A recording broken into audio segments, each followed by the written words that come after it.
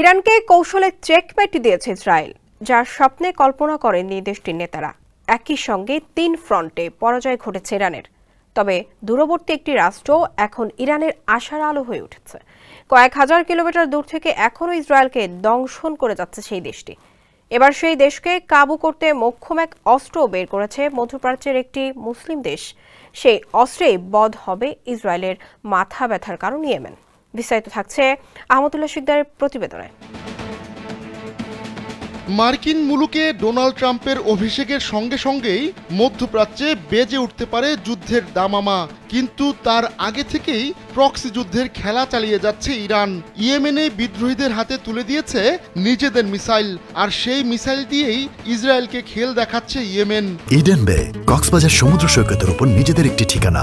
মাত্র ৫ লাখ টাকায় আপনিও হয়ে যেতে পারেন এই হোটেলের মালিক। দেশটি আরব উপদ্বীপের এক প্রান্তে হওয়ায় কৌশলগতভাবে সুবিধাজনক অবস্থানে রয়েছে। আবার সৌদি আরবও হয়ে উঠেছে দেশটির জন্য প্রাচীর। কিন্তু ইয়েমেনকে বাগে আনতে না পারলে ইসরায়েল শান্তিতে থাকতে পারবে না। ইরান সামরিক শক্তিধর হওয়ায় দেশটির সঙ্গে ইসরায়েলের সরাসরি যুদ্ধের সম্ভাবনা খুবই কম। আবার ইরান ইসরায়েল যুদ্ধে জড়িয়ে পড়লে মধ্যপ্রাচ্য যেমন আগুনের গোলা হয়ে উঠবে, তেমনি সেই যুদ্ধে অন্য পরাশক্তিরাও জড়িয়ে পড়তে পারে। আর সেই ভাবনা থেকেই এবার ইয়েমেনের প্রত্যন্ত একটি দ্বীপে রানওয়ে বানানো হচ্ছে। স্যাটেলাইট ইমেজে দেখা যায় ওই রানওয়ের কাজ প্রায় সম্পন্ন হয়ে গেছে। বার্তা সংস্থা এপি এক প্রতিবেদনে জানিয়েছে, ভারত মহাসাগরের বুক চিরে ভেসে ওঠা আবদ আল কুরি দ্বীপে এই রানওয়ে বানানো হচ্ছে।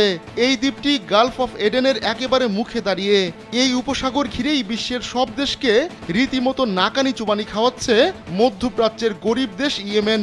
তবে এই রানওয়ের কাজ শেষ হলে সেখানে সামরিক বিমান অবতরণ করতে পারবে। এর ফলে গালফ অফ এডেন ও লোহিত সাগর হয়ে চলাচলকারী জাহাজের সুরক্ষা নিশ্চিত করা সম্ভব হবে। পাশাপাশি ইরানের অস্ত্র চোরাচালানও কমে যাবে, কারণ বিশ্লেষকদের মতে এই অঞ্চল দিয়েই অস্ত্র চোরাচালান করে থাকে ইরান। ধারণা করা হচ্ছে এই রানওয়ে নির্মাণ করছে সংযুক্ত আরব আমিরাত। গেল ৭ জানুয়ারি প্ল্যানেট ল্যাবস পিবিসি ওই ছবি তুলেছিল। সেখানে দেখা যায় প্রায় ৩৫ কিলোমিটার দীর্ঘ ওই রানওয়ে সর্বোচ্চ পয়েন্টে প্রায় ৫ কিলোমিটার প্রশস্ত। অবশ্য রানওয়ের দৈর্ঘ্য দেখে বিশ্লেষকদের ধারণা এখানে বড় কোনো বাণিজ্যিক বিমান বা ভারী বোমারু বিমান অবতরণ করতে পারবে না। তবে কৌশলগত কারণে আবদ আল কুরি দ্বীপের গুরুত্ব অনেক। এই দ্বীপটির অবস্থান আফ্রিকা মহাদেশ থেকে মাত্র ৯৫ কিলোমিটার দূরে। আর এ কারণেই স্নায়ুযুদ্ধের সময় এখানে যুদ্ধজাহাজ মোতায়েন করে রেখেছিল সাবেক সোভিয়েত ইউনিয়ন। এখন এই দ্বীপ ঘিরেই নতুন খেলায় মেতেছে সংযুক্ত আরব আমিরাত। আহমদুল্লাহ শিকদার, কালবেলা।